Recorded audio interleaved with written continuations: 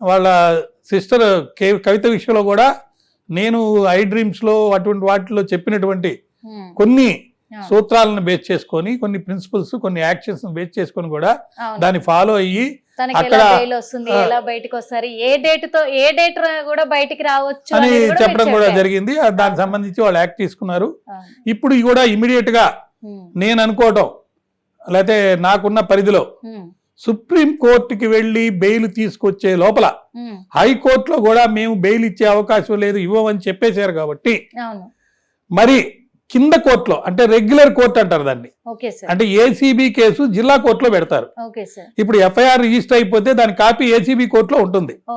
కాబట్టి కింద కోర్టులో 437 కింద కానీ 8 కింద కానీ రెగ్యులర్ బెయిల్ అనేది వేయచ్చు. ఆ రెగ్యులర్ బెయిల్ సైమల్టేనియస్ గా జిల్లా కోర్టులో వేయచ్చు, హైకోర్టులో వేయచ్చు. రెగ్యులర్ బెయిల్ వేసినప్పుడు దాని యొక్క పరిధి వేరు, దాంట్లో తీసుకునే కన్సిడరేషన్స్ వేరు. రాజ్యాంగ ఉల్లంఘన జరిగిందని చెప్పినప్పుడు హైకోర్టులో క్రాష్ వేయటం వేరు. దానికి సంబంధించి పిటిషన్ కొట్టేశారు. కాబట్టి ఇప్పుడు రెగ్యులర్ బెయిల్ కింద, అంటే ఉదాహరణకి మన పుష్ప 2 కేసులో కూడా ఇంటరిమ్ బెయిల్ అనేది ఉన్నంగా రెగ్యులర్ బెయిల్ వెళ్ళి తెచ్చుకున్నాడు.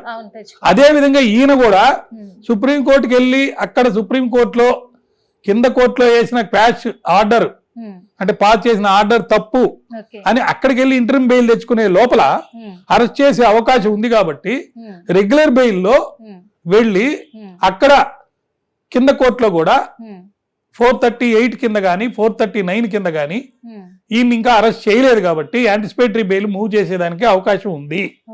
అది కనుక చేస్తే రెగ్యులర్ కోర్టు, అంటే జిల్లా కోర్టులో లేదా హైకోర్టులో రెగ్యులర్ సైడ్ అప్లై చేసి క్వాష్ కింద కాకుండా అక్కడ కూడా ఇంటరిమ్ బెయిల్ కానీ రెగ్యులర్ బెయిల్ కానీ వెళ్ళి అడిగే అవకాశం ఉంది. అలాంటిది చంద్రబాబు నాయుడు గారి అరెస్ట్ లో కూడా అప్పుడు వచ్చిన ఆయన సీనియర్ కౌన్సిల్ రెగ్యులర్ బెయిల్ వేయకుండా ఆయన్ని అరెస్ట్ జరిగి లోపలికి పంపించి 53 రోజులు పెట్టే పరిస్థితి జరిగినప్పుడు అది తప్పు. కేవలం క్వాష్కి వెళ్ళి క్వాష్ పిటిషన్ మీద ఆధారపడి అరెస్టే ఇల్లీగల్, రిమాండ్ ఇల్లీగల్ అని చెప్పి ఆర్గ్యూ చేస్తూ కాలయాపన చేస్తే మనిషి లోపల ఉండిపోతాడు.